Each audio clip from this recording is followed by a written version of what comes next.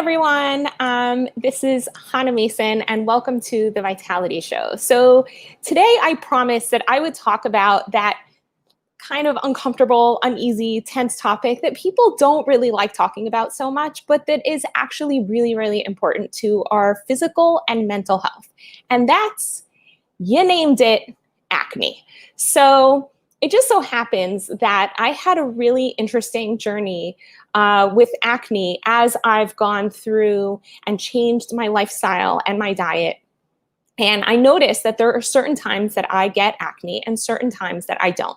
And for me, it's pretty foolproof. Everyone's a little bit different in what exactly triggers their acne. But for me, it's pretty much guaranteed. If I have too much fat in my diet, either because I've eaten oil, which I don't cook with, but sometimes I end up eating when I'm in other people's homes or in restaurants, or because I've had too many nuts and seeds, which I happen to really like, so it's kind of a weakness of mine. And sometimes if I've kind of binged on chocolate, which has, three triggers for acne that I'm going to discuss here. And the reason that I like talking about acne this way is that I'm not actually pointing to a specific person and saying, hey, you over there with the acne. It's really important that you treat the acne, because the acne is actually like it's like a warning signal. It's the canary in the coal mine for a whole bunch of other health issues. And saying to someone, hey, I notice you've got acne, for a lot of people makes them really uncomfortable. And so hopefully in this forum where it's a little bit safer, you can watch the video and not have anybody know that you're actually concerned about your own welfare and the blemishes on your skin. So first of all, I notice for myself that acne hurts. When I get zits, they create a lot of pressure against my skin and they can be quite painful. And sometimes you can pop them and sometimes you can't, but either way, they really do hurt and they're uncomfortable. And they don't look good on the outside. And I think that the reason they don't look good on the outside is because they're trying to tell us, they're trying to send us a message like, hey, something's not okay here. But because we live in a society where over 75% of teenagers get acne, we come to think that acne is totally normal.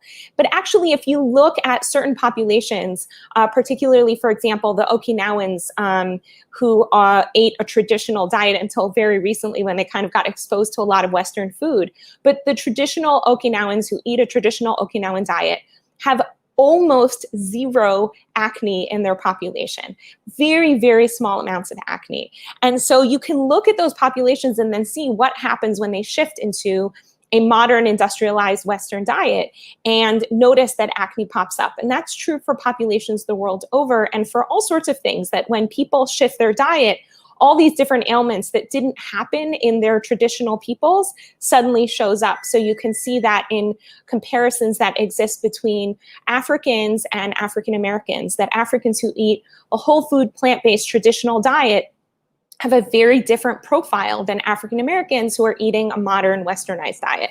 So it's just something to notice. So I noticed for myself with acne that in addition to it causing pain, it can also be kind of uncomfortable, just socially uncomfortable. And it's kind of a bummer that we have all of this social discomfort, because it would be really neat if somebody could just see that you have a boo-boo on your face, which is kind of what acne is, and say, hey, I notice you have a boo-boo. Hey, I know something that could help your boo-boo. So like if you were to fall and scrape your knee, or if you were wearing a cast, or you had your arm in a sling, people would walk up to you and say, hey, what's wrong? Did something happen? And that's considered totally socially appropriate. Somebody sees that you have a boo-boo and they want to offer you comfort and care and attention. But if you have acne, it's like, oh, you're not allowed to talk about that, which is unfortunate, because acne really is kind of a boo-boo. And why is that? So in my, studying about food and nutrition, I've kind of come to understand that there's two sort of reasons, as far as I understand it, of why we get acne. So one has to do with the activation of an enzyme in the body called TOR. And TOR, when it gets activated, causes a lot of inflammation in the body. It's the cause of particularly hormonal-oriented cancers, but not just those, but people who have high levels of activated TOR are more likely to get breast cancer and prostate cancer. And I think also heart disease, just like inflammatory issues in general, are caused by high levels of high signaling of TOR. And so the question is, what causes TOR signaling? And it's actually quite simple. Animal products tend to cause TOR levels to go up. You can give somebody an animal-based diet, or just give somebody like, a glass of milk, for example, and then test their blood soon after, and you're going to see elevated TOR levels in their blood quite drastically, very quickly. So how does that happen? So I'm not like 100% sure. I'm still trying to wrap my head around it, but it seems that animal proteins activate the signaling of TOR because particularly one kind of animal protein called lutein, which is very, very high in cow's milk and in other animal milks. So milk is designed to help us grow really fast. So milk is naturally packed with a lot of hormones and a lot of protein. And human beings, we don't grow very fast, but animals grow incredibly fast. And they need to grow really fast because they go from birth to nursing to weaning much, much faster than humans do. And if you also look at a calf, like they grow so fast, really incredibly fast in their first year. And in order to do all of that growth, they need a lot of hormones, a lot of growth hormones to help them do that, just naturally. It's not like something they're injecting into the animals, it's just naturally what's in nature. And they also need a lot of protein because protein is the building block of life. So you need a lot of protein in order to build more of that life. Which, for example, somebody like me, I need very little protein because I'm not doing much building unless I have cells that break down and that need repair, and we have that going on. If you think about, you lose skin cells every single day, and that's totally normal, but you can't compare the kind of building that I do to the building that a baby does, which is why all mammals have a period of nursing and then we all wean. And then we're not supposed to have milk, again, at all. And when we do have milk, so certain hormonal triggers get activated in the body. One of the things that can happen is that children can get into puberty at younger ages. Like girls can start menstruating younger, developing, breasts at a younger age, bodily hair. All of these things can get kicked in at a younger age when we're eating animal protein, but particularly animal milk. So there's studies that totally correlate the consumption of dairy with acne. And so if you are dealing with acne and you do have a habit of drinking milk or eating cheese or yogurt, that might be the first thing that you can try, to just take milk out of your diet and see what happens. Does your acne go down? So that's a really cool thing that you can check out. And if that doesn't work, you might want to just try, even if just for a week, to take animal products out of your diet entirely and see what happens to your acne. Okay, so that's sort of one way that acne gets created. But what's interesting about the acne is it's sort of this external thing that, even though it's a boo-boo and even though it's uncomfortable and it's not seemly, it's not such a big deal at the end of the day, acne. But acne is a signal to you to let you know that on the inside, you're having inflammation that is quite dangerous, right? Your arteries might be inflamed. You might be producing cancer inside of your body. So there's a medical study that compared acne to erectile dysfunction, believe it or not. So erectile dysfunction, that means when a man is not able to get an erection, is caused by not enough blood flow to the penis. So if the veins inside of the penis get all clogged up with cholesterol, so you can't have any blood flow and you get erectile dysfunction.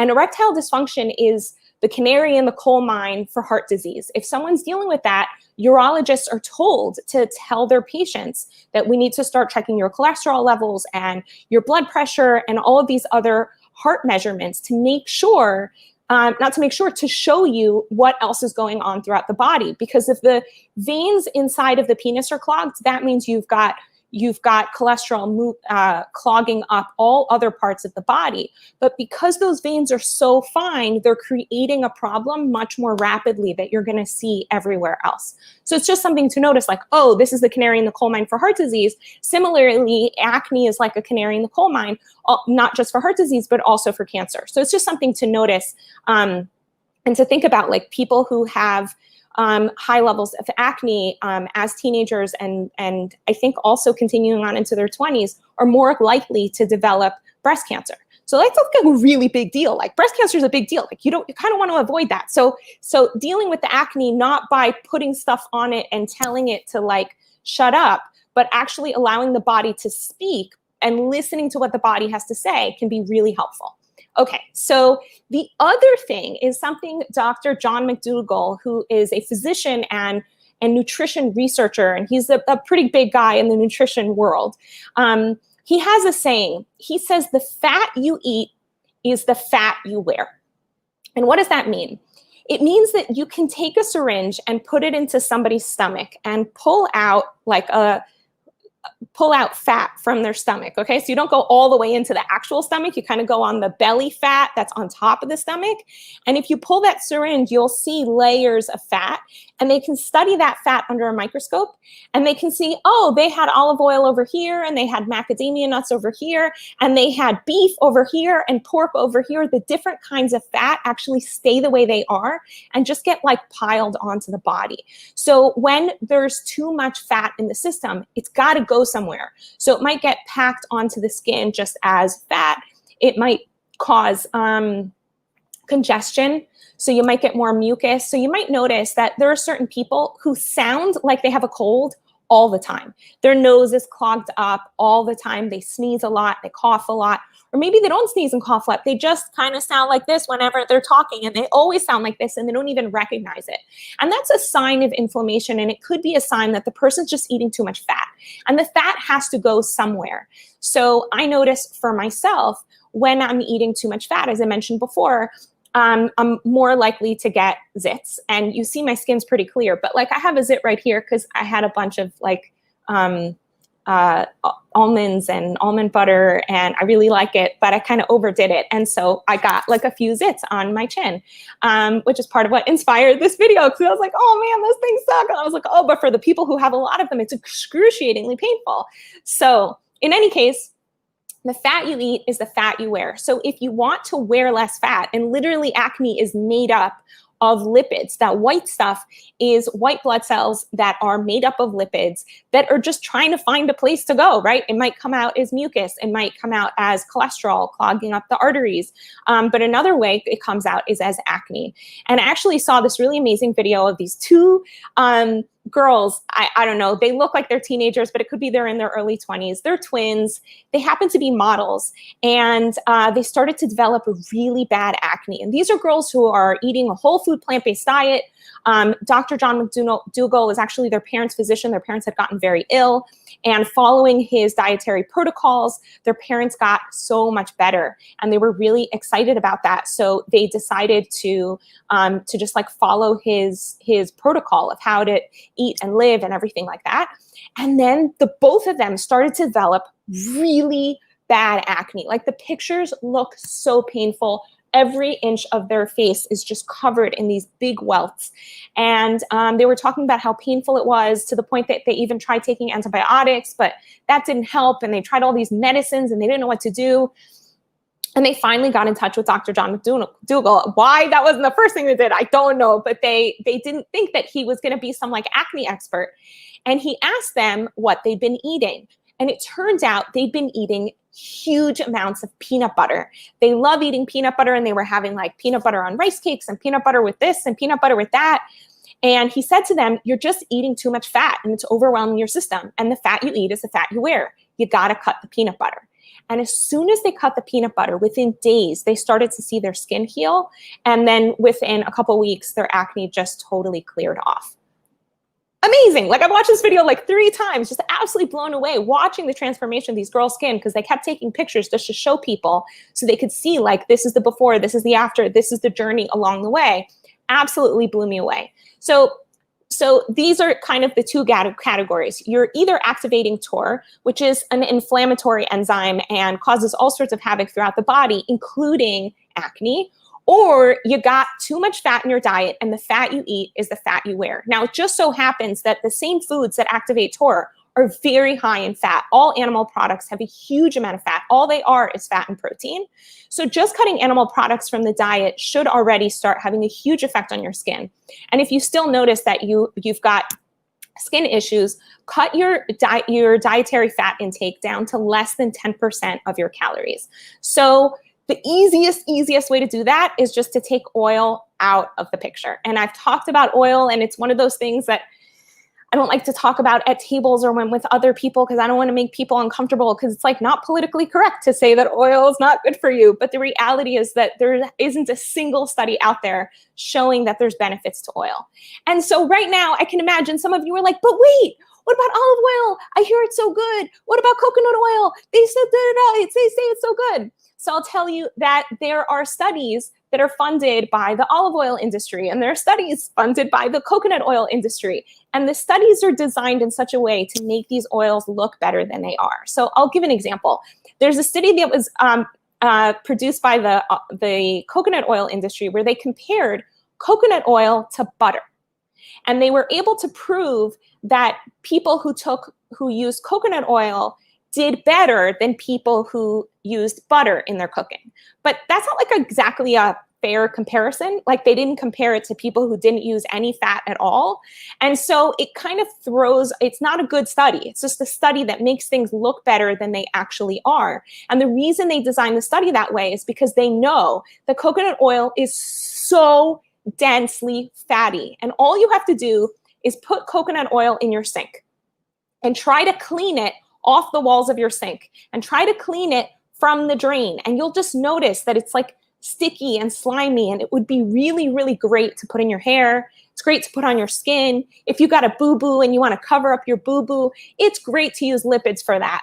It's not so great to put those kind of lipids into your body. And one last reason that it's not so great to eat oils is because it's so calorie dense while being very nutrient poor.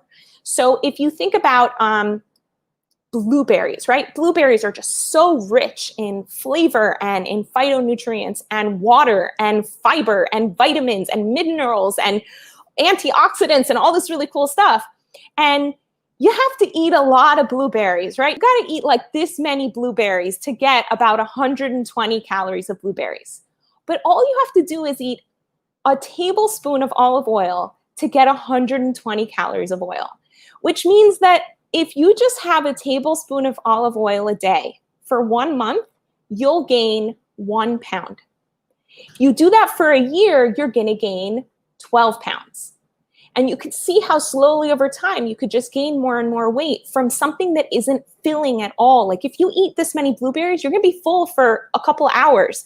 You eat a tablespoon of olive oil, besides being kind of nauseating to eat it straight like that, you won't even notice it. It's not going to make a difference in your meal. It won't be any more filling.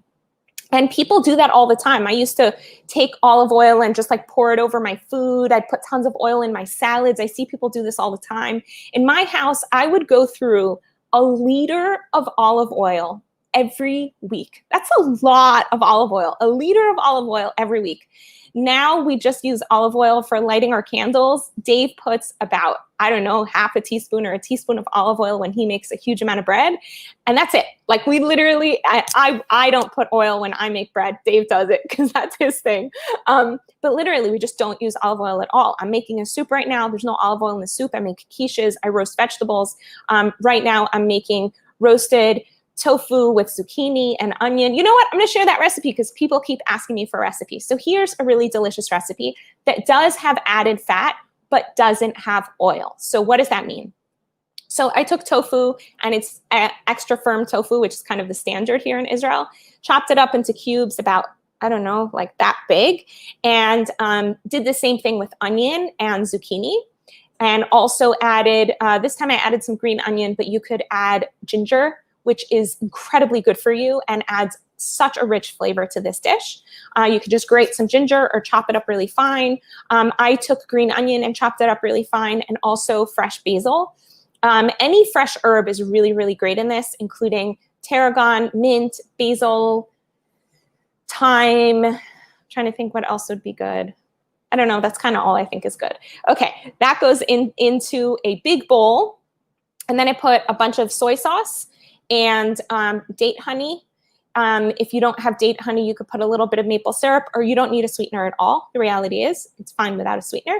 And I put some tahini, or you could put any sort of nut butter, but we're not talking about a huge amount. Like, I'm putting like a tablespoon of nut butter, or maybe it might even be 2, but this is for a huge, right? When I made 3 cubes of tofu, and each cube of tofu is like this, and 4 onions and 4 zucchinis that are about like this big each, okay? So just to give you a frame of reference of what's going into this dish, and that's gonna feed the 3 of us for 2 meals. So it's not a lot of fat, but the fat kind of gives it like this extra creaminess, and it's really delicious. And we'll usually have that with a whole grain or with sweet potatoes or something like that. That's what we're having for dinner tonight, in case you were wondering. So if you have any questions, want to learn more about food, I'm not sure if I'm going to be continuing this series, but if you do want to know more, please send questions my way. And for those of you in the midst of Jewish holiday celebration, I wish you a new year filled with so much light and joy and health and radiance. And I bless you that you have the opportunity to include so many more healthy foods so that you not just feel good in your body, but that you actually have more clarity in your brain. And yeah, have a great day. Take care, everyone.